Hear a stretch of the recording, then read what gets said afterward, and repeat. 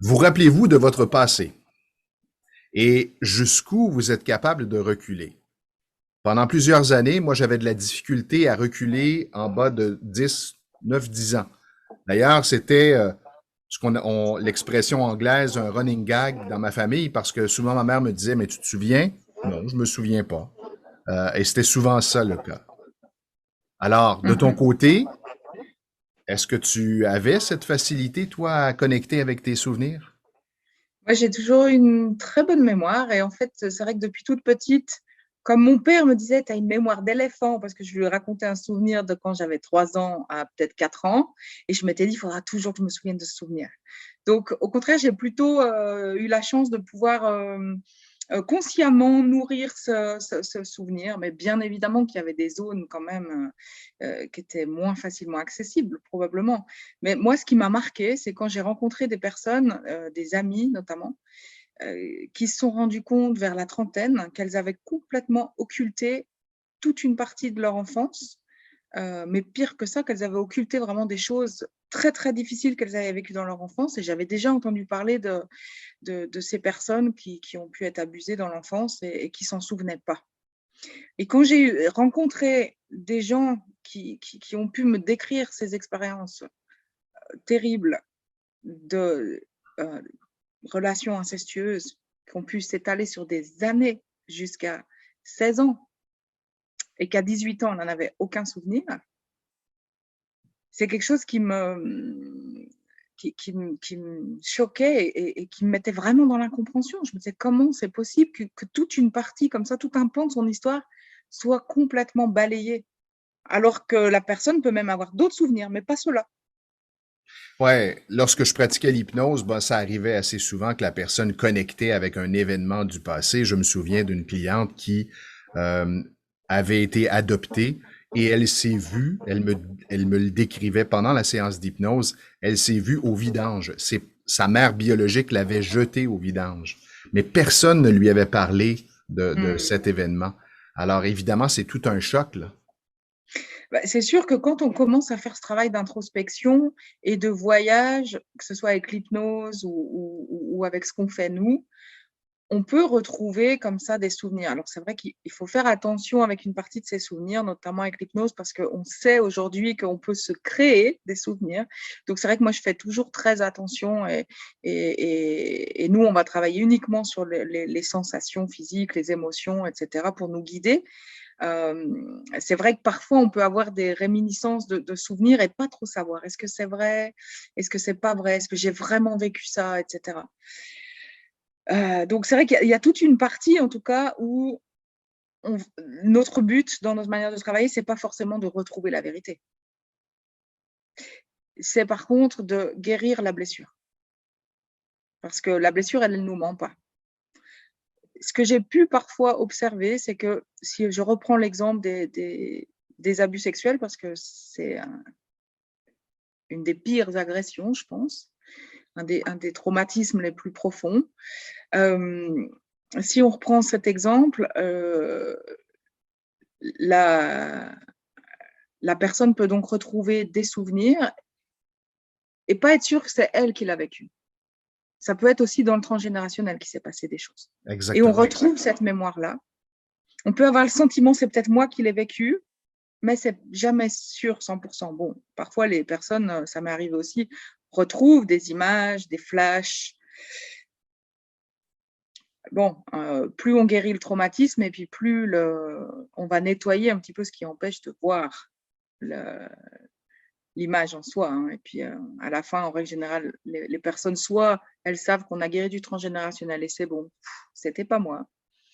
Soit ça devient assez clair qu'elle retrouve cette partie de mémoire et qu'elle peut savoir ce qui s'est passé.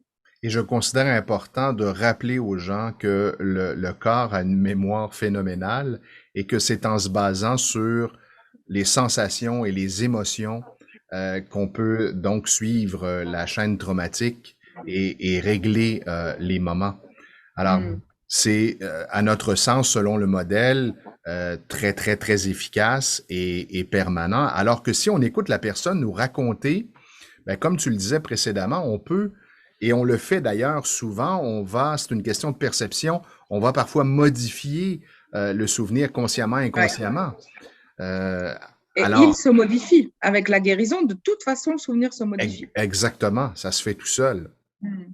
Il y a autre chose que j'avais envie d'aborder justement pour expliquer, parce que j'ai eu, entre guillemets, l'explication de comment c'est possible qu'une personne oublie tout un pan comme ça de son histoire. Et là, pour le coup, bah, j'avais aussi ce problème, tu vois. Pourtant, j'avais encore des souvenirs de mon enfance, mais il y a probablement une partie que j'avais quand même occultée. Et dans la vision d'Epic States, il y a une structure à l'intérieur de nous qu'on appelle la colonne du soi. La colonne du soi, on pourrait se représenter un petit peu comme étant notre assise, notre personnalité, qui est donc l'ensemble de ce qu'on a récupéré du père et de la mère, qui s'est intégré théoriquement. Donc cette intégration, elle peut être plus ou moins bien faite. Mais aussi, ce qu'on a pu voir, c'est que certaines personnes ont des fractures dans cette colonne du soi, où il y a des manques, il y a des vides, ou même des fractures peuvent être complètes et il peut y avoir toute une partie de la colonne du soi qui est très loin. C'était mon cas. Il y avait un quart de ma colonne qui était loin de moi. C'est vrai que j'ai mis un petit moment avant de retrouver ce que c'était. J'ai finalement retrouvé l'événement de mon enfance, qui est un événement violent. Et quand je l'ai guéri, on a pu me confirmer qu'en effet, la colonne était redevenue entière.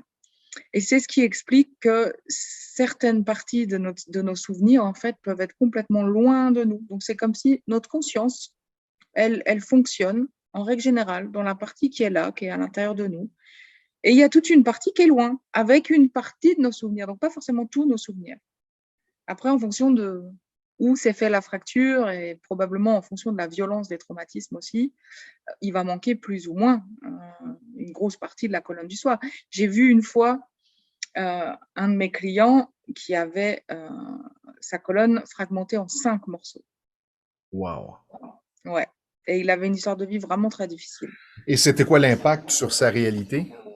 Ben, le gros problème, c'est que très souvent, ben, il y a des petits événements déclencheurs qui vont faire qu'on se déplace dans notre colonne de soi secondaire, entre guillemets, dans le morceau qui est fracturé, parce qu'il y a un événement déclencheur, une émotion ou un événement. Et puis, on va se comporter un peu différemment. La personnalité, elle peut être un peu différente. Les autres ne se rendent compte, pas nous. Et ensuite, on revient dans notre personnalité principale. C'est ce qu'on appelle en psychiatrie les personnalités multiples. Mais en vrai, comme beaucoup de choses, dans la vision Pixels, on se rend compte que ça touche énormément de personnes, mais les deux personnalités, si elles ne sont pas trop différentes, on ne sent pas trop. Mais un mot-clé, un symptôme, entre guillemets, qui fait tilt, c'est que quand on revient dans notre personnalité principale, on ne se souvient pas de ce qui s'est passé quand on était dans l'autre personnalité. Donc, dans notre vie, comment ça se concrétise? Souvent, c'est avec le partenaire, hein, ou avec des très proches. Mais tu ne te souviens pas, on a parlé de ça la dernière fois. Ben non, tu ne m'as jamais dit ça. Je suis sûre que tu ne m'en as pas parlé.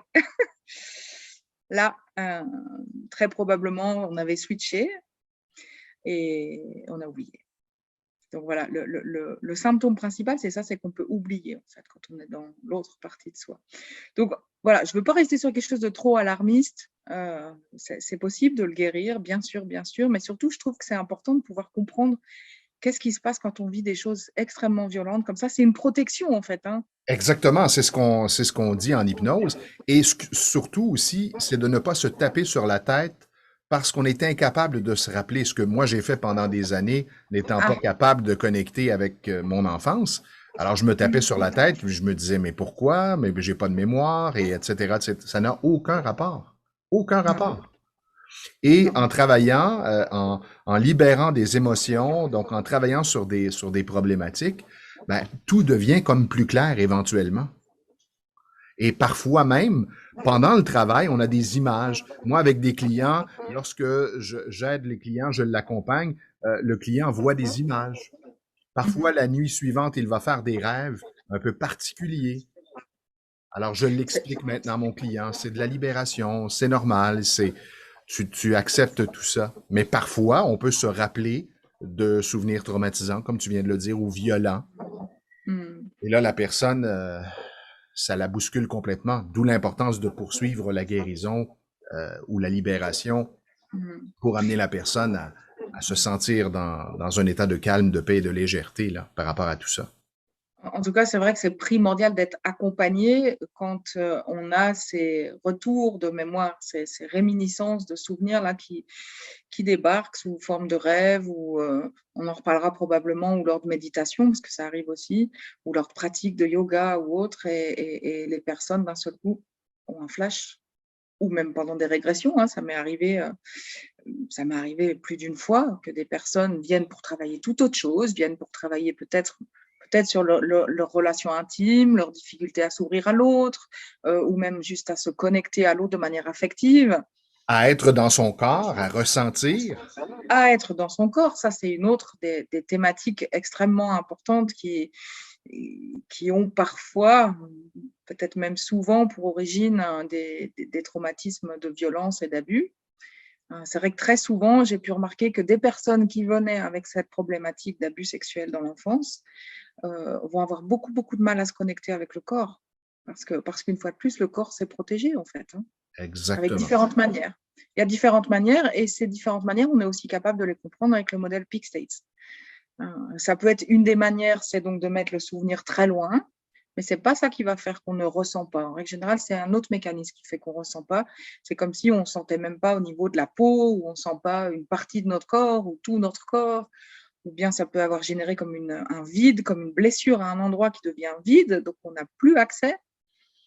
Ou ça peut être comme si on mettait on pourrait penser à une sorte de pansement sparadrap qui anesthésie, et puis qui fait qu'on ne sent pas ici là où il y avait la blessure. Donc voilà, ça peut être aussi un des symptômes en effet de personnes qui ont vécu des abus, mais pas que, je vous rassure. Si vous êtes quelqu'un qui avait du mal à se sentir, c'est pas forcé que vous ayez vécu des abus, mais en tout cas, on peut vous aider à mieux sentir. Et petit rappel d'un exercice pratique et efficace, si vous faites de mauvais rêves, des cauchemars, vous vous réveillez au matin avec cette émotion, ce ressenti de mal-être, connectez-vous avec ce que vous ressentez et faites du tapping jusqu'à ce que vous soyez libéré, juste pour vous retrouver dans un état de calme, de paix, de légèreté. Et cet exercice peut vous accompagner à tout moment pendant la journée lorsque vous ressentez une émotion. C'est souvent ce que je conseille à mes clients au tout début. Lorsque je commence à travailler avec eux, je leur dis, dans la réunion où tu vas t'exprimer, si tu ressens le malaise, au lieu de laisser le malaise prendre place et prendre de l'ampleur, tu places ta main simplement sur ta jambe et tu fais du tapping sur ce point en acceptant cette émotion que tu ressens et parfois, ben, c'est très, très efficace, ça disparaît, parfois ça diminue, tout dépend de la problématique du client, mais ça aide certainement. Alors, quand ça concerne typiquement des rêves que vous avez faits, où vous avez le sentiment qu'il y a des souvenirs qui remontent, en effet, le fait de faire le tapping, ça peut aider à nettoyer, entre guillemets, ce qui pourrait être de l'ordre de l'histoire fantasmée et nettoyer l'émotion aussi pour avoir un souvenir qui est plus juste. Oui, exactement. Et encore une fois, on vous propose d'expérimenter.